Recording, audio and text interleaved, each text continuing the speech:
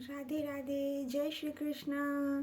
कान्हा जी के दर्शन करिए, सुंदर सुंदर।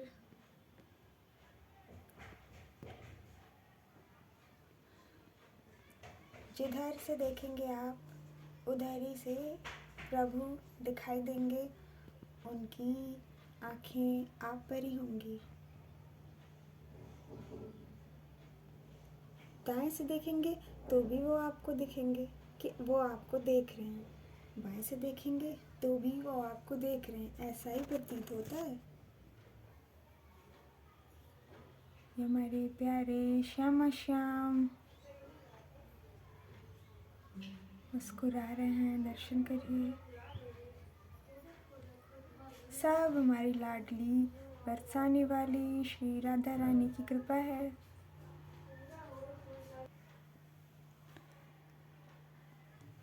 हरि अनंत, हरि कथा अनंता, जिसमें बाल कृष्ण लीला जो है वो अत्यंत मधुर मनोहर है। सबका हृदय जीत लेती है। मन को, जितना भी कठोर मन हो वो पिघल ही जाएगा, क्योंकि बालक का रूप ही ऐसा है।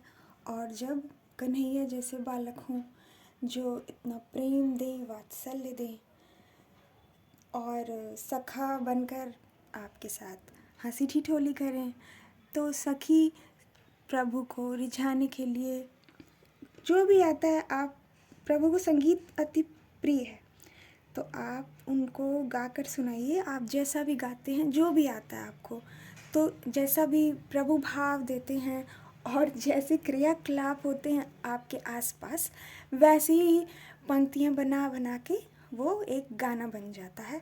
जैसे अंताक्षरी में पहले हम सब खेला करते थे, जब कोई गाना नहीं आता था तो कुछ भी ऐसे बना के गाते थे और उससे होती थे हंसी ठिठोली। तो ऐसे ही सखी भी प्रभु को सुनाती है और खुशी भी होती है जो साथ में गाती है। तो एक लीला में कहा उसने कि देखो अब हम सब चित्र विचित्र की तरह गाना गा रहे हैं। तो करुआ हमारे कन्हैया बिहारी आए और कहे, हाँ बढ़िया ही, गाने तो आता नहीं है, चलिए चित्र विचित्र की तरह गाएंगी, ऐसे कह के। और उनको चिढ़ाया, सखी को चिढ़ाया।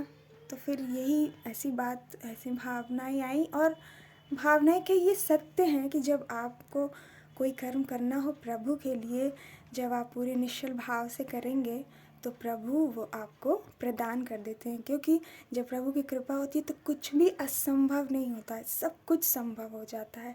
जब प्रभु के अधीन हैं आप, अधीन का अर्थ है कि आप दास हैं, प्रभु स्वामी हैं और सखा हैं, आपके साथ लीला कर रहे हैं। कब लीला करेंगे? जब पूर्णतः मनुष्य अधीन हो जाएगा, शरणागत हो जाएगा, तभी ऐसा होगा। तो प्रभु की सारी लीलाएं तभी होती हैं उस मनुष्य के साथ। तब ऐसा हुआ कि हाँ, तो गुरुदेव से भी कहेंगी तो भी मिल जाएगा, क्योंकि गुरु में और भगवान में कोई भेद नहीं है। जितनी समस्त शक्तियाँ प्रभु के पास होती हैं वो गुरु के पास भी होती हैं, तभी तो वो आपको आगे बढ़ाते हैं।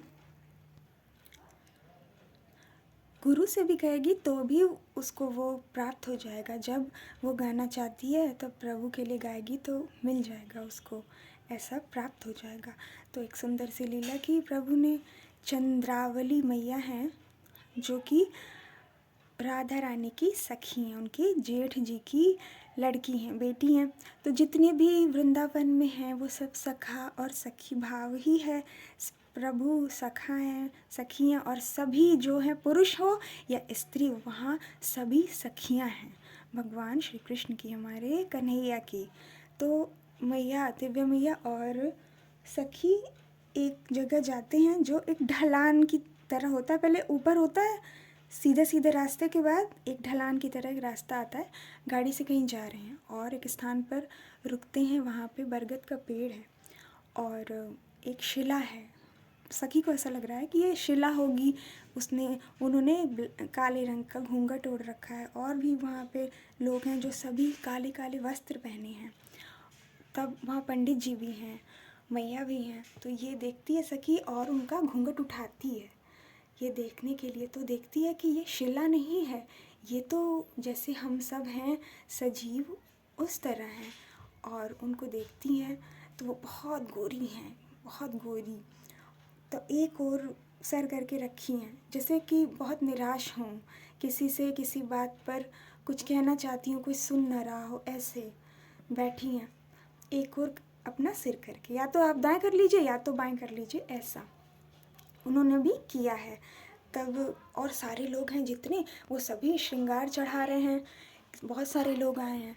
तो सखी कहती है कि मैया देखो इतने सारे लोग आए हैं, तुमको श्रृंगार चढ़ा रहे हैं, तुम तो मैया नहीं देखती हैं, वो वैसे ही बैठी हैं निराश होकर। और फिर सखी कहती है कि देखो दिव्या भी लेकर आई है तुम्हारे लिए, सोने की नथ है और सोने का मंगलसूत्र है, श्रृंगार में और भी श्रृंगार रहते हैं, वो लेकर आई है, दिव्या भी लेकर आई है, मतलब मैया भी लेकर आई हैं। तब जैसे वो ये बात कहती हैं वैसे ही सामने का सर कर लेती हैं अपना, वो मैया चंद्रावली मैया सीधा कर लेती हैं, और उनके अधरों पर मुस्कान होती है, और अत्यंत गुलाबी होंठ जो कि अलौकिक हैं, दिव्य हैं, क्योंकि जो संसार का जो श्रृंगार है वो क्या ही करेगा, उनका ऐसा रूप है। और सीधी मांग निकाली है, दोनों तरफ से बाल है, जैसे स्त्री करती है बिल्कुल वैसे, कानों में बाली है और एक मंगलसूत्र धारण किया है, बस इतना है, और चुनरी ओढ़ी है, इतना किया है श्रृंगार उन्होंने। और जैसे ही कहती है कि दिव्या लेकर आई है, तो तुरंत ही वो मुस्कुरा देती हैं इस बात पे। चंद्रावली मैया प्रसन्न हो जाती हैं। तो जैसे ही ये बात कहती हैं तो सखी कहती है कि मैया मुझे ना राधा रानी के लिए गाना गाना है, चित्र विचित्र की तरह। तब वो कहती हैं कि अच्छा जाओ, भाग कर जाओ जल्दी से मानसरोवर। तब तुरंत ही जाती हैं मैया के साथ सखी, मानसरोवर जाती हैं। वहाँ पर जो हरिदास जी इस समय गुरुदेव हैं संप्रदाय के, वो रहते हैं, उनका बहुत ही विशाल रूप रहता है, विराट रूप। और ठीक नीचे दो पतले लड़के हैं, एक सांवला है और एक गोरा है।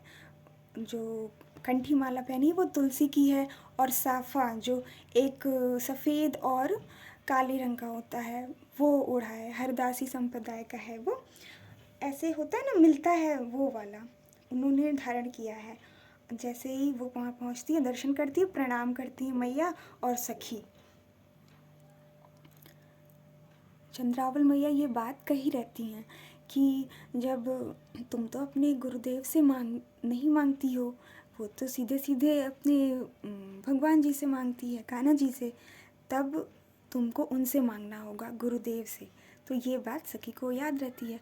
तब उनसे वही बात वो कहती है, तो कहते हैं कि तुम्हें वो आवाज़ दे दी जाएगी जब तुम केवल प्रभु के लिए इस गले का उपयोग करोगी, तब तुमको आवाज़ वो यहाँ से दे दी जाएगी। और संसार के लिए करोगी, याद रखना, अगर संसार के लिए करोगी तब वो चीज़ तुम्हें प्राप्त नहीं होगी।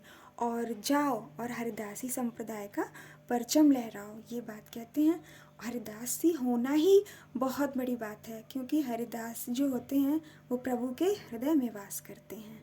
और ये कहकर वो उनसे कहती है कि आप मेरे गुरुदेव हैं ना, मैं अपने गुरुदेव से बहुत प्रेम करती हूँ, ये बात कहती हैं। और कहते हैं कि जाओ जल्दी से मानसरोवर में जहाँ राधा जी हैं उनके पास जल्दी से जाओ, नहीं तो पट बंद हो जाएगा, तो श्रृंगार देना होता है।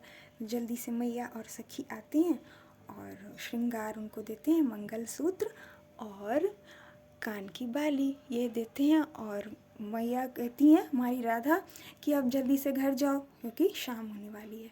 तो ये नवरात्रि के आसपास की लीला है, क्योंकि सब जगह सेवा दी जा रही थी, मैया दी थी, तो चंद्रावली मैया का भी ये दर्शन था जिसमें उनको भी श्रृंगार अर्पण किया गया।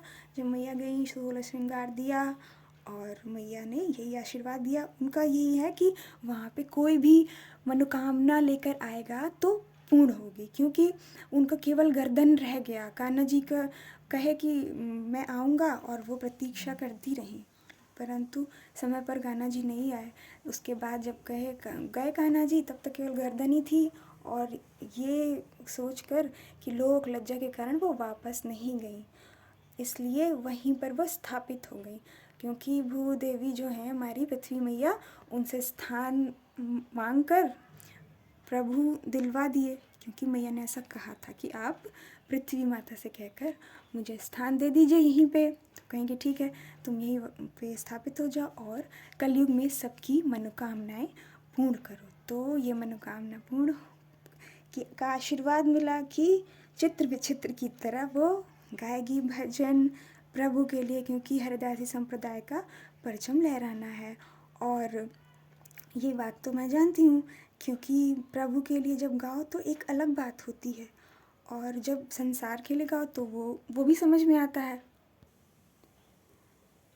मुझे गाते गाते ये हमेशा से ही समझ में आ गया था कि संसार के लिए नहीं है कि ये चीज़ जो है वो संसार में जा रहा है, परंतु कब आपको प्रभु प्रकाश में ले आ रहे हैं, कब संभाल रहे हैं, ये सब समझ में आया। तो उससे से ये समझ में आ गया कि वो भी गा लेगी, केवल प्रभु से और गुरुदेव से प्रार्थना करेगी तो मिल जाएगी, उसको भी आवाज़ मिल जाएगी जो कि प्रभु प्रदान किए ही। और हरिदासी का परचम भी लहराना है, तो मैं तो गा ही रही हूँ और वो भी गाएगी। तो क्योंकि जब मनुष्य प्रभु के लिए कुछ करना चाहता है तो प्रभु स्वयं कहते हैं कि तुम बस भावना रखो अच्छी, और बाकी सब मैं पूर्ण कर दूंगा। इसलिए सुंदर सी लीला की, और हम सब चंद्रावली मैया को भी जान पाए, उनके प्रताप को भी जान पाए कि मनोकामनाएं पूर्ण होती हैं, जो कि हमारी माता ही हैं, राधा ही हैं, जगदम्बा ही हैं। और प्रभु ने कहा कि वो हृदय में वास करते हैं। हृदय में वास करने का अर्थ क्या है कि वो वृंदावन धाम की बात हो रही है, कि वो हृदय है, उनका हृदय स्थली है। जब सेवा देंगे, प्रेम देंगे, तो आप कहाँ रह रहे हैं, वो आपका वृंदावन धाम ही है।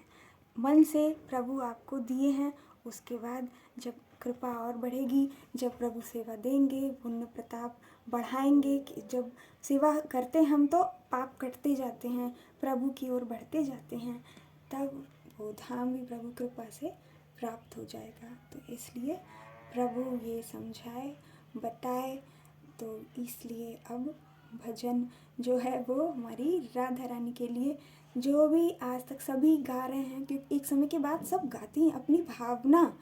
मनुष्य जो है वो संगीत के माध्यम से ही बाहर ले आता है, और हमारे कान्हा जी को तो अत्यंत प्रिय है संगीत, सभी ने गाए और प्रभु उनको पसंद करते हैं, रीझ जाते हैं। इसलिए आप सभी जो भी जैसा भी आता है, प्रभु को गाकर नृत्य करके सदैव उनको रिझाना चाहिए, सदैव उनके साथ रहना चाहिए।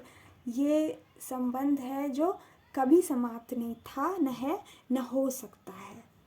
ये जो हमारा आत्मिक संबंध है प्रभु से, वो सदैव रहेगा। बहुत सारा प्रेम। जय श्री कृष्णा। राधे राधे।